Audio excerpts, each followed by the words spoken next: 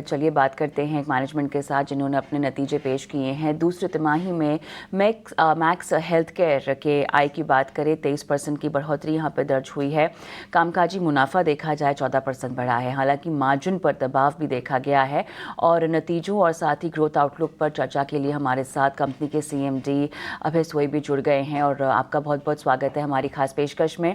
ये बताइएगा कि अगर हम ऑक्यूपेंसी की बात करें तो ये लगभग 81% इस क्वार्टर में दर्ज हुई है। इसको आप एक सीजनल जंप के तौर पर देख रहे हैं या आपको लगता है कि आने वाली तिमाहियों में भी हमें इस तरह की परफॉर्मेंस ऑक्यूपेंसी के लिहाज से देखने को मिलेगी और किस तरह से यहाँ पे JP का इम्पैक्ट भी बढ़ता हुआ दिखाई दे रहा है अभय जी? देखिए, जो नतीजे हैं हमारे सेक्टर के, हॉस्पिटल सेक्टर के, वो ईयर ऑन ईयर बेसिस में देखने चाहिए। पिछले साल इसी क्वार्टर में 79% ऑक्यूपेंसी थी कि 78% ऑक्यूपेंसी थी, जो बढ़ के अबाउट 81% हो गई इस क्वार्टर में। ये इसके बावजूद कि दो नई एक्विजिशंस जो लखनऊ की है और नागपुर की है, वो पिछले क्वार्टर के पिछले साल के अंत में की गई, जो पिछले साल नहीं थी। सो उनकी भी जो ऑक्यूपेंसी है वो मिला के ये 81% पे है। तो नतीजे उस हिसाब से पिछले साल के बराबर बेटर है और ज्यादा बेड कैपेसिटी पे है, तो उससे और भी हमको हम प्रोत्साहित होते हैं। लेकिन ये सीजनल बिजनेस भी है। हर क्वार्टर 3 का आप नतीजा पिछले साल के, सॉरी, क्वार्टर 2 के नतीजा पिछले साल के क्वार्टर 2 से ही कंपेयर करिए, क्योंकि क्वार्टर 2 और क्वार्टर 4 जो होता है वहां पे ऑक्यूपेंसी हिस्टोरिकली सीजनैलिटी की वजह से ज्यादा रहती है क्वार्टर 1 क्वार्टर 3 के बराबर। बिल्कुल अभय जी। तो ज़रा मैं एक्चुअली क्वेश्चन मार्जिन रिलेटेड है, क्योंकि यहाँ पे हमें थोड़ी नरमी नज़र आई थी। पहले 28% था, अब थोड़ा नीचे कि कुछ 26% के आसपास का है। शायद ये जो लॉस है MSSH द्वारका और JP हॉस्पिटल, उसकी वजह से यहाँ पे शायद थोड़ा प्रेशर नज़र आया था। लेकिन मेन क्वेश्चन ये है कि ये जो इम्पैक्ट हुआ है मार्जिन में, वो आने वाले क्वार्टर्स में भी इम्पैक्ट हो सकता है क्या? क्योंकि आपने अभी रिसेंटली ही JP की एक्विजिशन की है, या मार्जिन में थोड़ा सा इम्प्रूवमेंट नज़र आ सकता है? तो द्वारका का इम्पैक्ट आया है, लेकिन JP एक्विजिशन अक्टूबर में हुआ है, तो वो पिछले क्वार्टर में उसका नतीजे नहीं थे। द्वारका क्योंकि उसके पहले 3 महीने थे ऑपरेशंस के, तो निजी सी बात है कि आपका हमारा जो एबिटा है वो ऑपरेटिंग लॉस था उस हॉस्पिटल में पहले 3 महीने में, जो गाइडेंस के बराबर भी है, और जिसकी वजह से मार्जिन में इम्पैक्ट हल्का सा पड़ा। लेकिन आगे जाते हुए हमारा कभी फोकस मार्जिन परसेंटेज टर्म्स में नहीं रहा, एबिटा पर बेड पे रहा है। और एबिटा पर बेड पिछले साल के बराबर जो एग्जिस्टिंग हॉस्पिटल में बढ़ा, लेकिन द्वारका के साथ जाहिर सी बात है कि वो थोड़ा इम्पैक्ट किया। अभय जी, ये बताइए कि यहाँ पे लगभग 18 करोड़ का लॉस जो है MSSH द्वारका में देखा गया है, लेकिन ये अब प्रॉफिट में कब तक आने की उम्मीद है? क्या टाइमलाइन आपने इसके लिए रखी है और क्या रणनीति आप अपना रहे हैं? ये फाइनेंशियल ईयर के एंड में ये जो लास्ट क्वार्टर है इस साल का, उसमें ये ब्रेक इवन और प्रॉफिटेबल हो जाना चाहिए। ध्यान रखिए कि ये हॉस्पिटल जुलाई के अंत में लॉन्च किया, सो 8 महीने के अंदर इसका ब्रेक इवन और प्रॉफिटेबिलिटी 8 महीने से कम में हो जाएगी।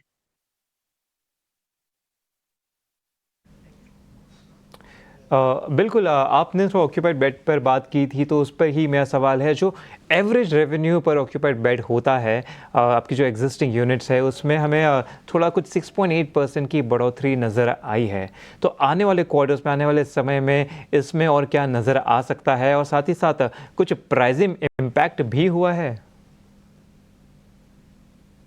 ये आरपॉप में वृद्धि हुई है, लेकिन आप इसमें नागपुर का, लखनऊ का और द्वारका का हॉस्पिटल के नतीजे भी मिले हुए हैं।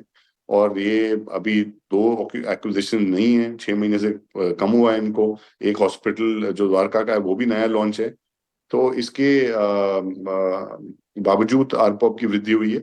लेकिन हम आगे जाके ये बढ़ना चाहिए, पहले और भी बढ़ना चाहिए, पहले भी बढ़ रहा था। आज की डेट में ऑक्यूपेंसी कंस्ट्रेंट है। जैसे आपने देखा 81% ऑक्यूपेंसी थी हमारे हॉस्पिटल्स में, लेकिन आगे जाते वक्त आप इसमें आरप्रॉप की भी वृद्धि देखेंगे। अभय जी, बांग्लादेश यमन में जिस तरह की पॉलिटिकल क्राइसिस चल रही है उसके बावजूद भी अगर हम फुटफॉल्स देखें तो यहाँ पर उसमें बढ़ोतरी दर्ज की गई है। International patient revenue year on year 12% बढ़ा है और हॉस्पिटल सेल्स इसी तर्ज पे लगभग 9% के आसपास सेकेंड हाफ क्वार्टर 25 में दिखाई दी है। लेकिन ओवरऑल अगर हम टोटल इंटरनेशनल पेशेंट्स रेवेन्यू की बात करें, सिचुएशन में तब्दीली आई और बेहतर हो तो इस आंकड़े को हम और आगे कितना जाता हुआ देखेंगे? देखिए, पिछले साल तक हमारी ग्रोथ थी इंटरनेशनल बिजनेस की 20% plus, year on year basis पे 18% रही है, क्वार्टर ऑन क्वार्टर भी 12% रही है। बांग्लादेश का इफेक्ट हुआ है इंटरनेशनल पेशेंट्स में, लेकिन हमने जो बाकी इनिशिएटिव्स लिए हैं बाकी मार्केट्स में, उससे हमने इसको कवर अप किया है। सो इसके जो नतीजे थे हम बराबर कर पाए। बिल्कुल अभय जी, तो अगला आखिरी सवाल एक्चुअली हमें पेयर पर है। तो क्या आप बता सकते हैं पेयर मिक्स्ड कैसा रहा है?